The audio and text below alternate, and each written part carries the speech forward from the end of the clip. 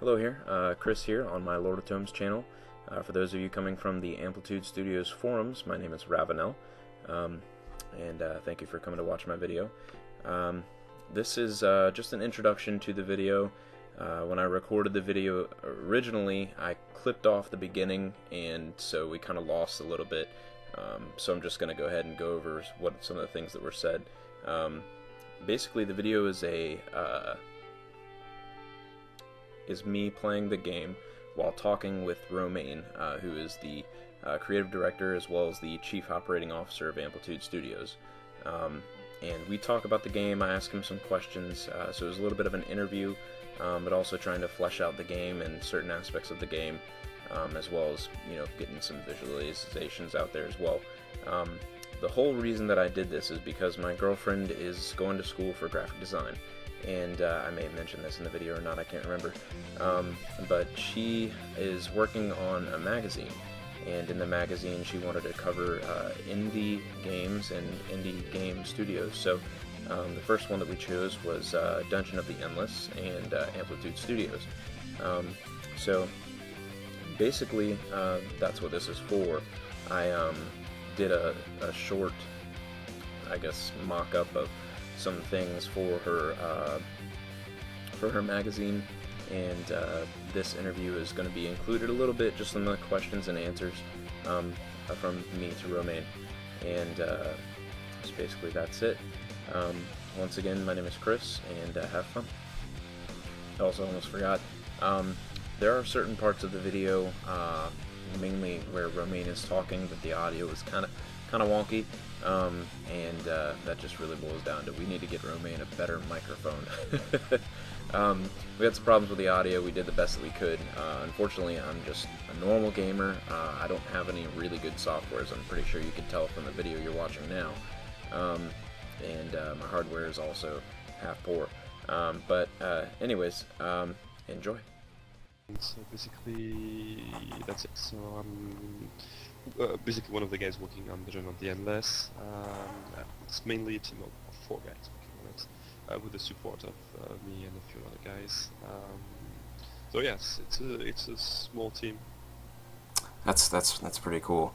And you guys have previously put out a game called Endless Space, and Yes. were you involved with that one as well?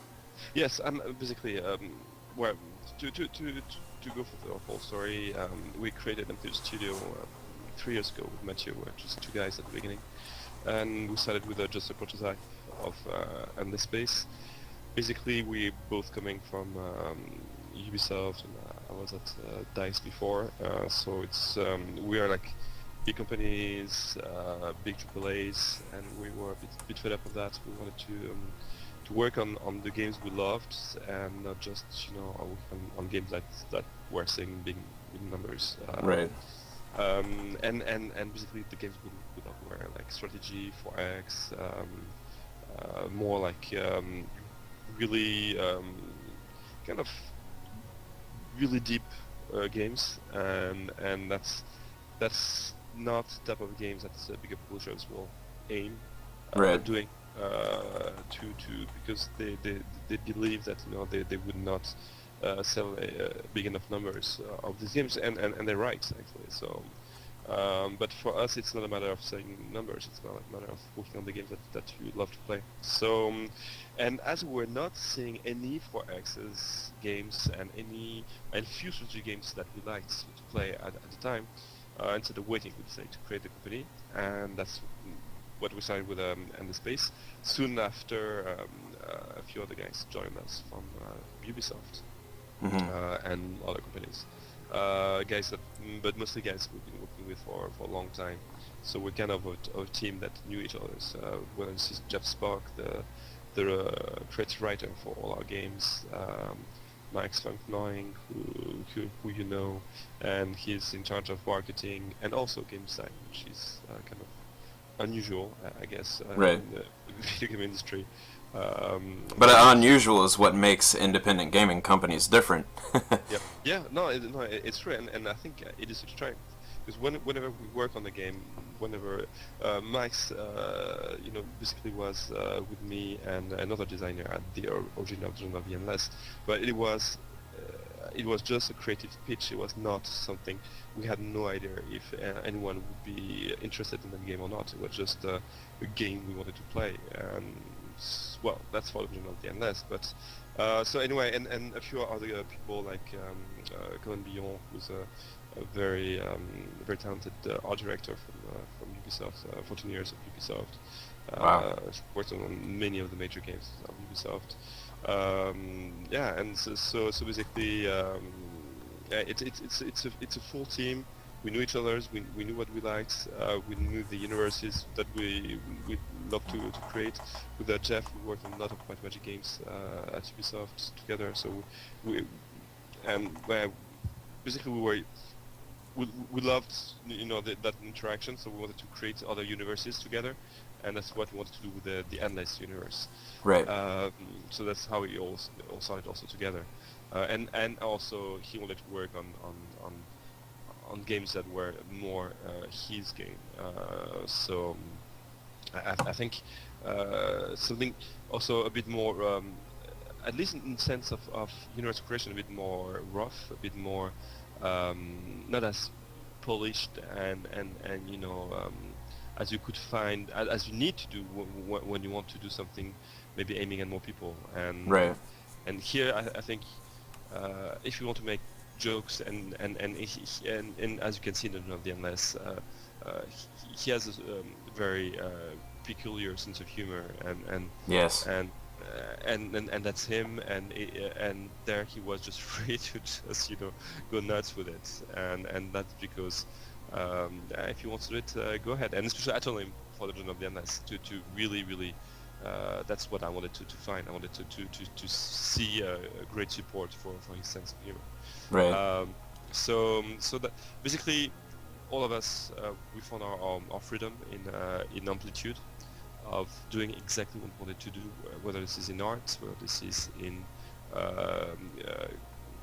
writing, whether this is in game design, and it's true that's also for everything else, whether this is coding or I think it was an opportunity where Eric, who's also our lead programmer, was able to basically do the stuff the way he wanted to do and not to ask anyone else, and he's also been around for a long time. So basically in every single aspect of the development of the game, we tried to do something at the same time which is exactly what we wanted to do, and at the same time agile, making sure that we can very quickly get something going, and yeah. Well, it seems that you guys have a very, very efficient team, and that definitely comes out in the games that you have produced and are in production as well. One of the questions that I had for you, there is a single thing that spans across the two games that you currently have available, and that's also going to be in your upcoming game, and that thing is called Dust. That's one of my favorite things about Amplitude's current franchise is Dust.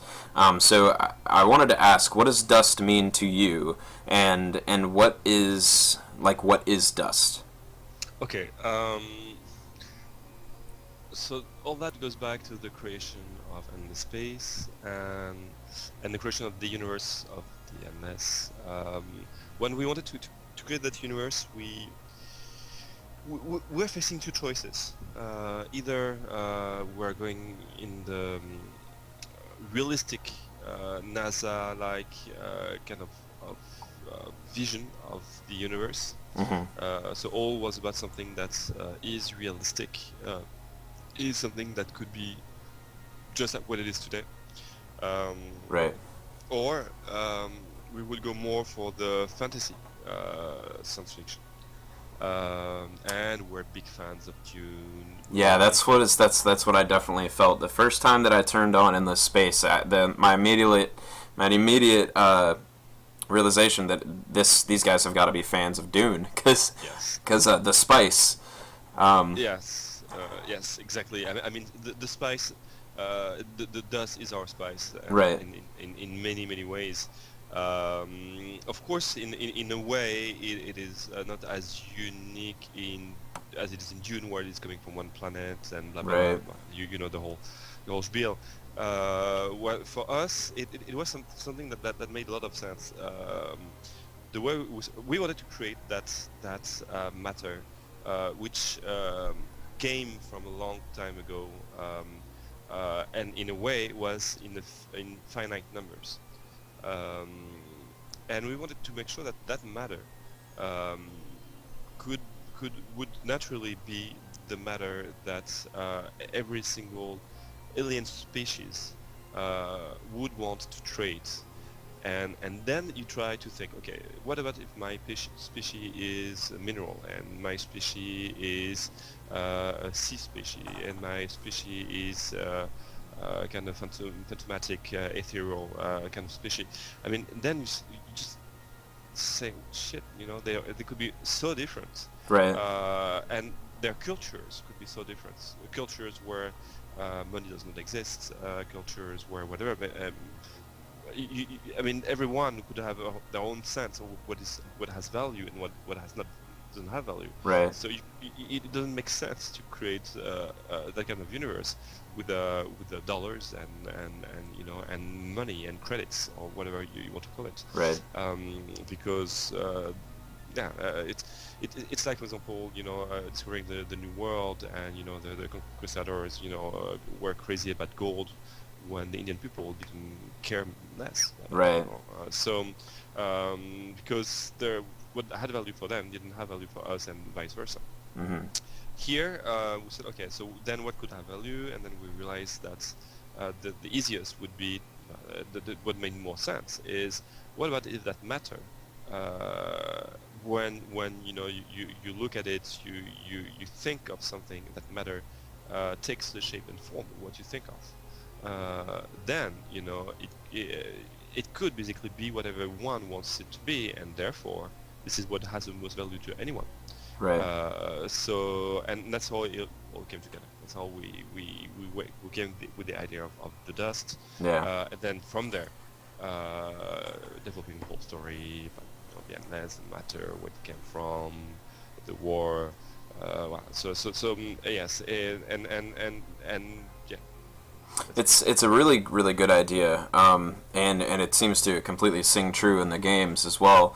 And one of the things that I take is that I feel like the games are each one of them takes place in a completely different game type. First off, the games are completely different, and I feel like there's also different time frames in one way or another for the games as well. And so that was really cool. But I wanted to go ahead and start a game, and we're going to go for a new game. So this is like one of my first questions. Choose your difficulty, easy or too easy.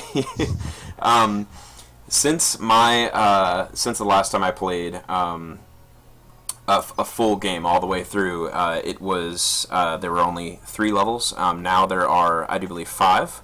Yeah, I think so. Okay, so and we're in alpha version 0.3.6, so still a good bit of ways to go. But the difficulties, there's currently 2, and do not be fooled, because easy and too easy doesn't mean that the game is necessarily easy to play. It's still pretty difficult. So my question is, how many difficulties does Amplitude Studios intend to have on this game? Okay, so far we were probably thinking of adding just one more Right. later, but not more, not many more actually. Okay. So basically, it would be too easy, and something like I don't know, not as easy or whatever. But Right. we'll see. Kind of normal, maybe. I don't know. I Right. don't know yet. But of course, easy and too easy is definitely is a joke. So. Right. Yeah, I definitely got that. So we're gonna go ahead and go with easy. And here's this video. I love this video. It's just a great video. It really brings in the flavor of the game immediately if you've never played it before. So this is as far as I'm aware, a prisoner transport ship. And Sorry, Go ahead. and they get attacked, and then there are some survivors that get on I guess like an ejection pod, and then they land inside an old facility, and they have to. I guess the point of the game overall is to make your way out of the facility. Is that correct? Yes, it is correct. Basically, the idea that we have is that there is this spaceship that crashes. It is a prison spaceship, and you are some of the survivors. The thing is, you don't know who the survivors are. Right. They could be maniacs, totally crazy people that really no one should have ever seen ever alive again, or they could be just prison personnel, like the guard, or maybe actually he was a really, really, really sadistic guard and whatever. But you Right. and you don't know what they were doing before, but you don't know also what are the relationships of each of the characters that you Right. meet throughout the dungeon. Some will be also others who escaped from the crash, others that came with you, others actually that were already there in the dungeon. And all that basically will be able to create stories from games to games where you discover more and more about who are these people. Right, and it's definitely a very cool concept. I like the way that the characters that you, I guess, take control of, you don't know who they are, and so that just has so much potential. And I don't want to get too much into it because I don't think that all that information has been released yet. But one of the You can't say anything, so everything that you can see through playing is official. So. Right. Okay. So one of the things that I've noticed while I play the game is that your characters are very, very different, and you guys have increased a lot of that since my last full playthrough. There's definitely a whole lot more information for each character, and one of the things that I look for is speed right off the bat. And finding which one is slow, as this one only has 16 speed, and I guess Skroig, I'm not sure if I'm pronouncing that correctly, has 31 speed, so he's definitely much faster. So one of the ways that I play, and everybody has a different play style, but I use the fastest character to be the one to open the door. And here we have, this is something new. I have not come across this yet, and that's the science, which I'm guessing is the equivalent of the table of food that you would find in an empty room. Yes, exactly. Yeah. So basically, you never know what you can find in the next room, right? Right. So sometimes it will be food, sometimes it will be dust, sometimes it will be whatever. Food will help you, as you can see here on the screen, to level up your hero, but also Right. to heal your heroes. Which is very, very important, especially if you get in like a situation where you have several waves and your guys are kind of spread out. I definitely understand that. So obviously the first big decision that you have to make after you go through the first door is which module are you going to build first. I got kind of lucky, and I started off, I've got 20 industry, so I can actually afford 2 modules right now, although I can only place 1. Generally, for myself, I go for industry, so that way I can constantly be increasing my modules. And then again, that's strategy. Another question that I had for you is I've been watching the forums a lot recently, Yes. and one of the big things that I saw a forum go up was right now the game you go in I guess an area that would be considered a level, and you can explore the entire level, and then find the room that you have to transport your this is a power generator, correct? Yes. Okay, so you have to transport that to that. The crystal. Right. Yes. And then as soon as you get that there, then you move on to the next level. So one of the questions that I saw, and I can't remember the answer to it, but this is currently the only game mode that is available. Is there, and this may have been in the original design for you guys and your consideration, so it's kind of a double-sided question. Endless mode. And I think you've heard this before. Right now you have to go level by level by level, but was there ever the thought process of or on the drawing board, where you start and you basically are on a single level and you just continue, and it continually expands and expands and expands until the level beats you. Was that ever on the drawing board? No, that was not on the drawing board. It is definitely interesting. Technically wise, I'm not sure we'll be able to manage that. Right, yeah, because I know that would definitely be, it would be something that's very, very demanding. Yes. So, but it's true also that that was not the original thought. Right. Although right now the way it should be, the way it's planned is that it is 12 levels. Right. Throughout these 12 levels, you'll go through. I think it's 5 different type of tile sets and universes in a way, subterranean subsets. Right. But maybe we could imagine a mode that doesn't stop at level 12, and then each level goes just harder and harder, harder than the previous ones. I lost the guy. Yes, I saw that. Not necessarily bigger, but maybe harder. Right. And of course then that is something. Right, so I just made a huge mistake. This might cost me the game, but paying attention to you and not watching my guy die. But that's okay. You chose easy or too easy? I did easy. Okay. Yeah. So maybe you shouldn't have. I should have tried too easy. Because yes, it's true. Like this game, talking and playing is. Oh yeah, it's very demanding. Which I might have to do. I might die. It looks like I probably am going to die here in a second. So another question that I know has been on. This guy's he's totally dead. Oh, there he goes. Yep, I lost. Another big question is, and I haven't looked on the website for this because it's just out right now. I'm enjoying the game as it is, so I haven't been too interested in this question. But is there a set release date at this time? No. And honestly, it is a big blow for us. Right. Basically, we released the alpha when we felt we were ready. Right. For alpha. Which is how it should be. Yes, exactly. And basically we have one of the founders. What he says is when you release your game, when you think it is ready, then it is too late. Right. And I like that. It's true that sometimes we have, especially me, I have to force myself to release the game earlier than I thought it should be released. Right. But basically, whenever I feel like I'm close to be ready, it means we're ready, and Mathieu, so will tend to push me when we reach that case to release it. But the thing is, once the hardest for us, the way we make games, is basically to release the alpha. See, it is the first time that people will see your game.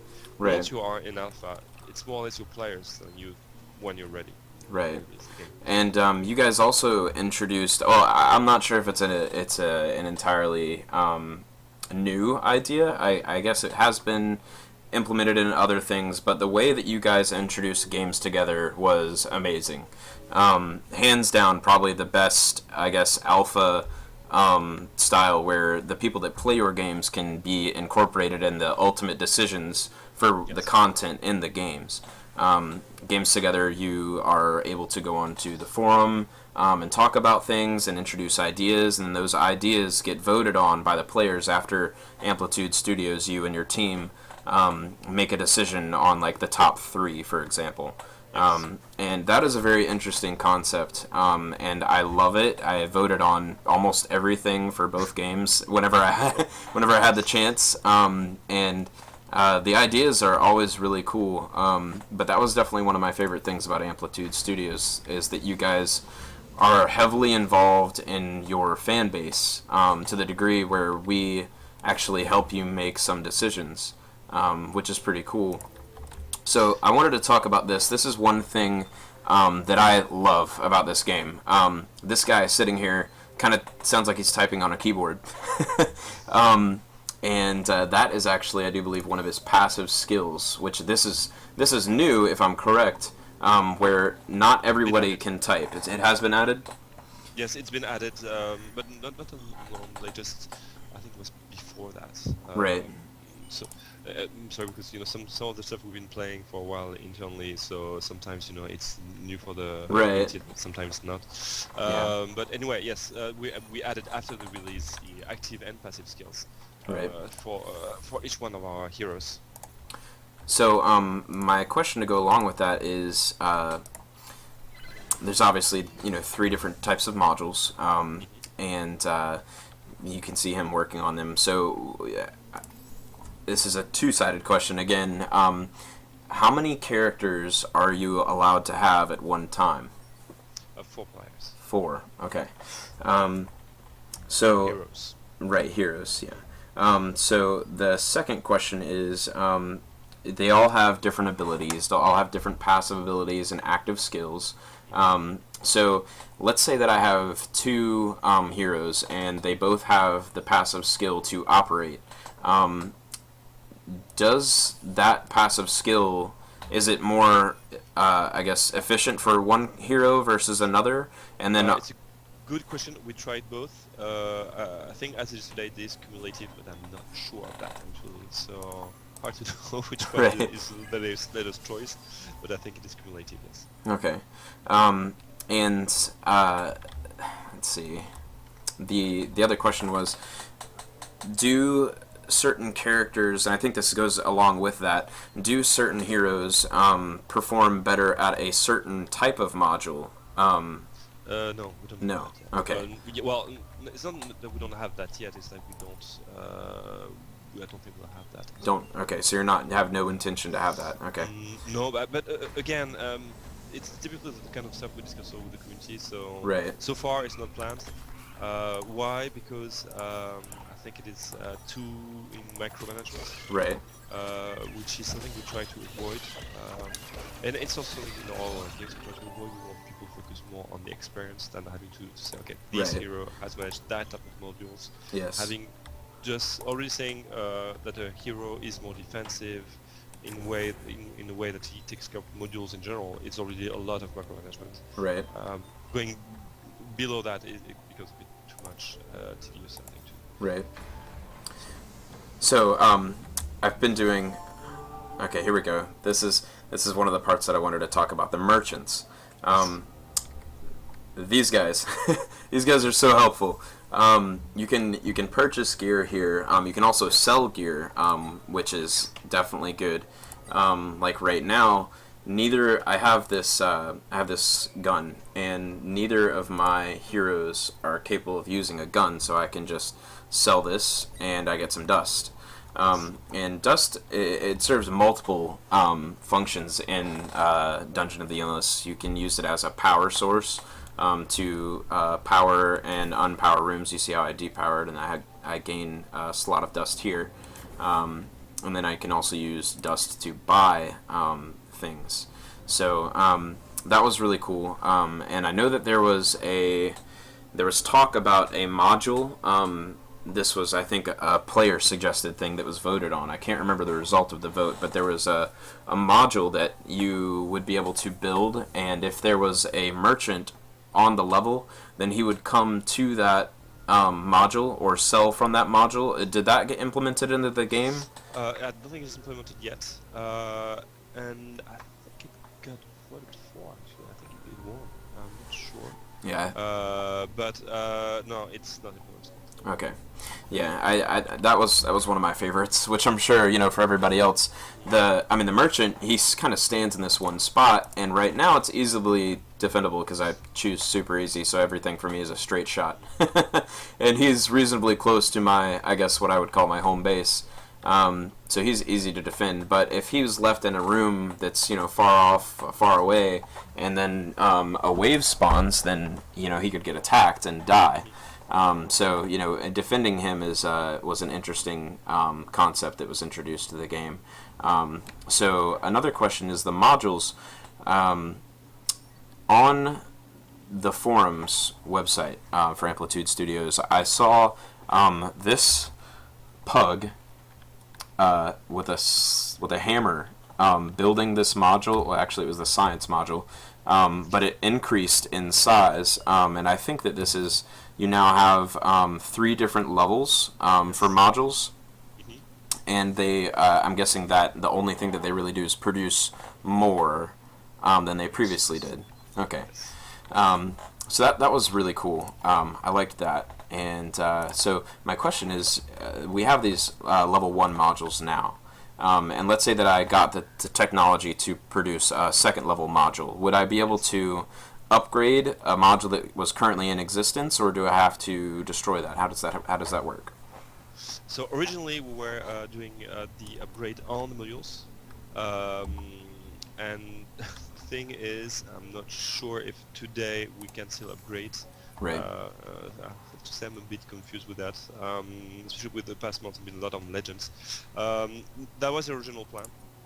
I don't know if that's still the case, Right. to be Okay. really honest. So sorry for that. No, and I mean that's how this type of thing is, because you guys are in early access, and Yeah. um, here we go. This is new, and of course I also have a wave that spawned, so I gotta defend this guy, Be and careful below. hopefully, yeah. It looks like maybe it was just the one. Yeah, I think it was just the one. Okay, so that was good. So this is new. Research. Research. Okay, here we go. So this module, is it a permanent module, and does it have to be powered? Yes, it has to be powered. The thing it is, how it is going to work. To try to do a research. Try to Let's see. I think I well, can do. let's see if it works. It will with the, actually no, it doesn't need to be powered. I think to try to do anything Okay. that you like. So see, No, this no, is no, a is good. strong Let's go model. slow, guys. Okay. The thing, the way it's going to work is it is going to attract mobs to it Right. as research is going. So research will take some number of turns. Okay. And here we see that it is So researching. yes, And so we you have have 3 like turns three left. turns, and for 3 turns, all the mobs that can that have the proper behaviors will try to go to the modules and destroy it. Okay. So, So I so should probably basically, bring a guy over here to help defend it then.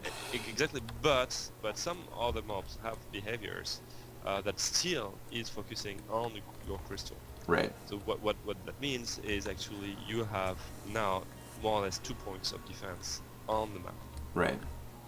That which is it's a new concept, and I love it. It's making the And game even more difficult. exactly, and it is more in a ways that we try to work on at the moment. We try to focus on try to create more points of interest on the map to defend, because it is a bit too easy when all the mobs go to only one single spot all the time. So you can create choke points and try to defend it heavily, and then it should be easier for you guys to survive. Right. But when you start to have more spots to defend, then definitely it is harder. Right. You need to split your defenses, your heroes, Right. and if you don't evolve, sooner or later you won't be able to finish the game. Right. So it's all a matter of balance, really, between if you want to evolve, if you want to defend your dust, or your module for your Right. crystal. So it's nice to feel like there is an evolution. So from level to level, it's not always the same thing. You have new things coming, new Right. ways to defend yourself, as you'll meet new type of monsters. Okay, so here I've spent 3 turns, and we got a notification that the module is now available, which we see here. Yes. And so here I'm about to find out, can we still access this? Yes, we can. Okay, so this is a permanent module until it is destroyed. Yes. That is awesome. That's very So- exciting. So then you may have choices that will require you to decide if you want to stay a bit longer in the level, to research a bit more. But as soon as you found the exit, the each wave will become harder and harder and extremely hard. Right. So you can't stay much longer. But sometimes you may want to finish one research and then go, which again gives you new choices. Right. So one thing that I personally love is hotkeys. Is there any intention to have hotkeys with like the creation of modules and your other things that you can build down here? So yes, we definitely want to improve on that. A lot of people are asking for it. We need to find the proper way of doing it. It's true that I think also at Amplitude we're not very good at hotkeys because we don't use them much. We use basic hotkeys Right. because we're not very advanced. When you start to meet that kind of power players, they want to have every single thing on the hotkey. Right. And the way our menus are set there is not very hotkey friendly. Right. Because the things could change. So we need to sit down or discuss it a bit more with the community to find something that for a power user could work out. Right. But anyway, you have a minimum hotkeys as you already have some. Right. Okay. I personally work at a printing company, and I'm required to do hotkeys all day long. So that was the reason that I asked. It's something that I'm used to, and it's definitely a player preference. It's not needed, it's not necessary, but it is an extra. So Being competitive as something, I think you need to gain that extra, it's a little edge. Because you gain a few microseconds, but that could save you sometimes. So. Right. The exit. There we are. Okay, so we have the exit, and unfortunately, I can't use the research module anymore. I don't believe, because I can't actually spend any more turns because I've opened all the doors. But we have found the exit, so now I have to go for the rush of getting to the exit to move on to level 2. So while we're doing that, and one of the other questions that I had for you was. It should be an easy rush. No, yeah, it's a straight shot. Level like lead nearly. Yep. Nearly. So one of the other questions for you that I had is Endless Space. When after it was released, recently there was a I think was it a DLC that was released for it?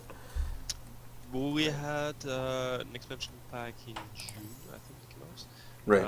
Disharmony, and then before that we had 4 add-ons, 3 add-ons, and then we had some more supports after Disharmony, so some more, but it was more like small improvements. So is there? Do you guys have? And I know this is far out because you guys we're still in alpha, but is there an intention to have DLC with Dungeon of the Endless?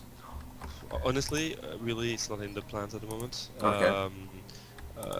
Right now, we're so focusing on finishing it that we don't really think in that terms. Right. I think we'll see. I think it will depend also on on the players basically. What they want to see. If they want to see stuff that we can add in a normal way, we'll be very happy to go on and support the game. Right. Normally, if they all want to see many more levels and many more monsters, probably then we'll probably go for expansion packs or stuff. So right. It definitely all depends. One thing I know is a lot of work to finish the game, so it definitely is not in the plans. Okay. So this is another new thing. Active abilities. These are really cool, and there's several different ones. Warface, targeting, attack power. That's cool. And then the web slinger, which decreases. Slow everyone down. Right. We got the DLC. I've asked you about Dust. We've also talked about the overall goal. And you said that there's a total of 24 levels intended for the game. No. And in the end, you should have 12. 12. Okay, it's my mistake. 12 levels, all random, of course, and right. will be made out of 5 tile sets. So right now we have 3, I think, out, 2 or 3 out. I'm not sure if the third one is already out actually. So right. Anyway, so. It's fine. So do you have in like a goal for how many hours it would take? And I mean that's a very Yes. interesting question because I mean honestly you could put any amount of hours into the game. Yes. It all depends on the player, but No, we think in terms of playthrough. For us, one playthrough uh, in the end for the 12 levels should take between 3 to 4 hours. right, That's what we hope. Um, but the thing is, for that you need to succeed your playthrough, and what we want, so once you succeed your playthrough anyway, anyhow, you'll unlock new things. right, You'll have access to new heroes to start with, to new ships to start with. You'll have access. You unlock, new story parts, story beats between, the characters. So you may want to try to collect physically new heroes, new stories, new powers. So definitely, also basically the idea is also, in a way, when you start with a new ship, mm-hmm. it will nearly be like starting with a new game mode. Mm-hmm. What we want is the ship we start with changes a few elements of how the game is played. So basically, each time, basically you have to adapt your strategy and play differently, knowing that everything is a bit different. For example, what I'm saying is not what is going to happen, but to give you an idea of what it could be. Let's imagine, for example, that the ship that you start with makes it so you don't have any food, anymore, in the Right, game. So you can't upgrade your heroes, but you need to finish the game anyhow. So then you will have to work a lot more on your defenses, right, and extra. So it could be, just a whole aspect of the game that is so different. For example, being limited to more heroes, or when the dungeon generated has much less defenses and play more with your heroes. Each basically one of them will influence how the you have to play the game. right. Which is an interesting concept. I remember. I think when I paid for the game, I got the library ship. Yes.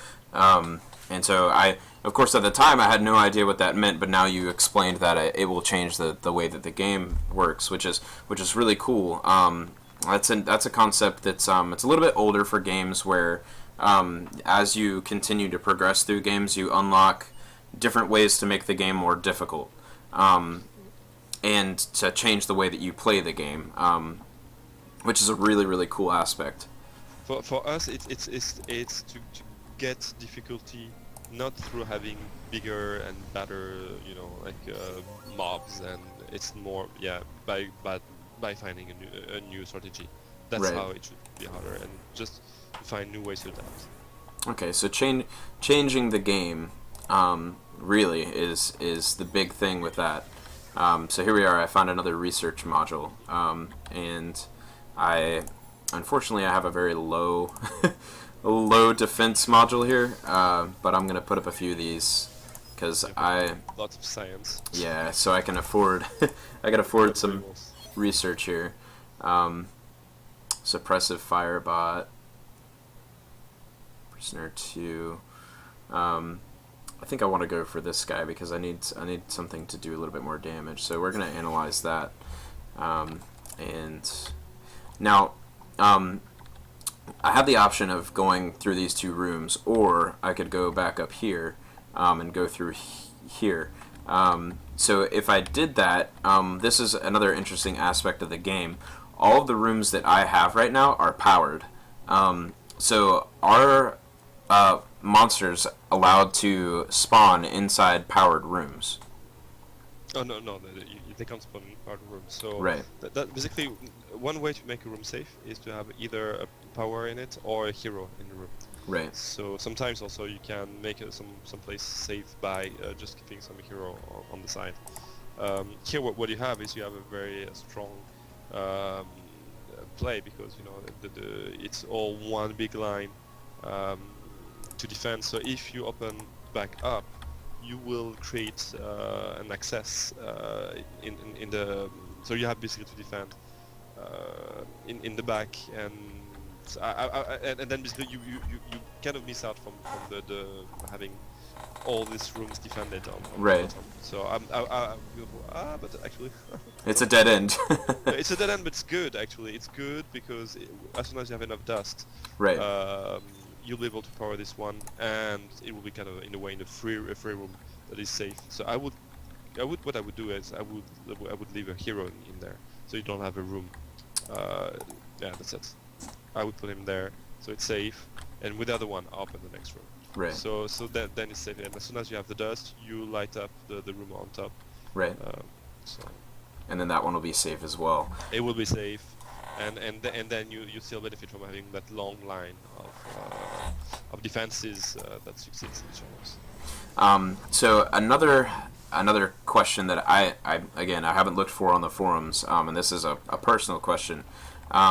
A lot of games that have been released are coming out with the idea to, I guess, make the game your own and make custom levels. The system that you guys have for this game is a wonderful system. The random generation is probably some of the best random generation that I've seen. And I'm a fan of the original Diablo games, like Diablo 2, which the random generation for that was awesome, and that's a pretty old game. And I feel that this game really comes up to par with that. So the question is, it's kind of an off question, but it's just a curiosity thing. Will players be able to make their own levels at the release of the game? So we talked about it. The thing is, as we had a few challenges ahead of us, we decided to put it aside for Right. now. It definitely won't be actively supported on our side at first. Right. But we know that it will be asked. So probably later we'll have a vote on that and see what people prefer. Right. So maybe like a mod for it would be, well, is the game going to be moddable? I guess would be the next question. Sorry, so that was kind of the question I was answering. So Right. So basically, yeah, modding was something that was brought forward. We had to think about it. I think in a way, if I remember well, I think Sebastian, our lead programmer and only programmer of the game, thought about it somehow, but we decided it would not be our priority because we were such a small team. We wanted to focus our efforts.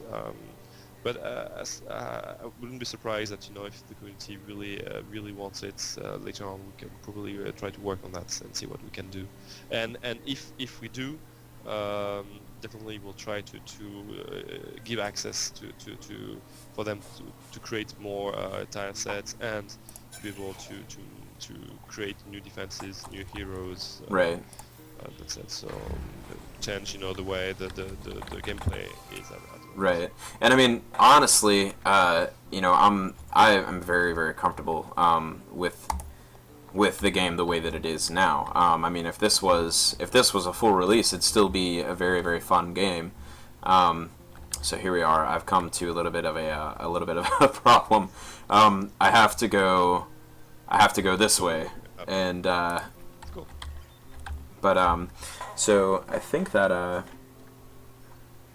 we've covered most of the questions that I had for you. Was there anything else that you cared to add to what we have already? No, I mean, there's just one thing is there's been we had a vote.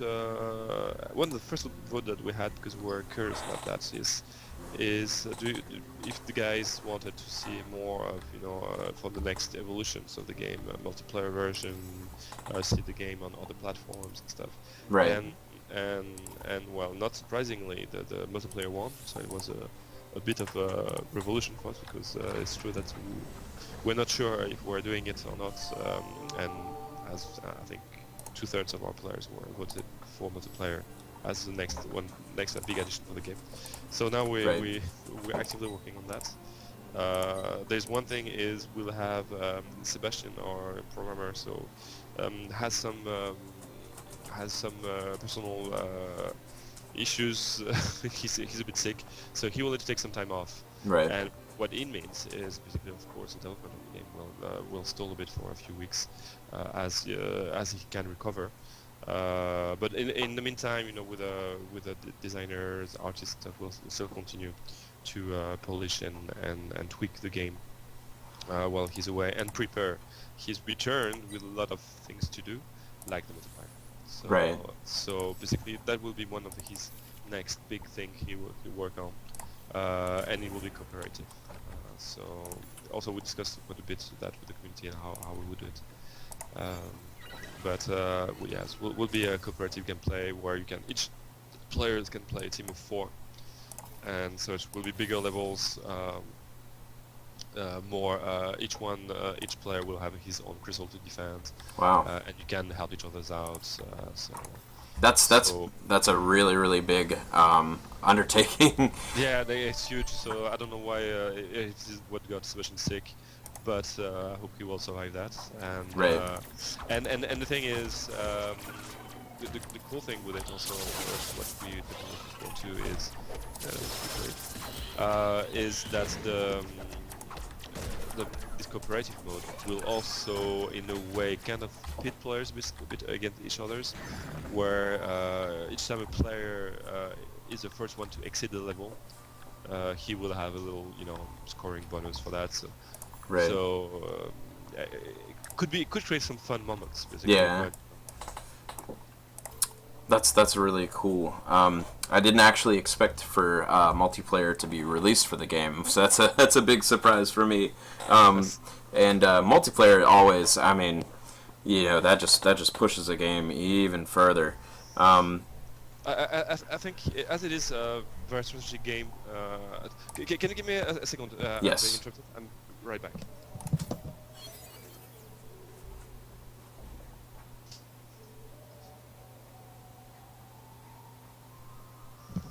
Sorry for that. That's okay. Yes. So as it is a very strategic game, I think it is going to be amazing to create these strategies between friends, and I think it's going to be a great game to play with your friends. Yeah, that's definitely very exciting.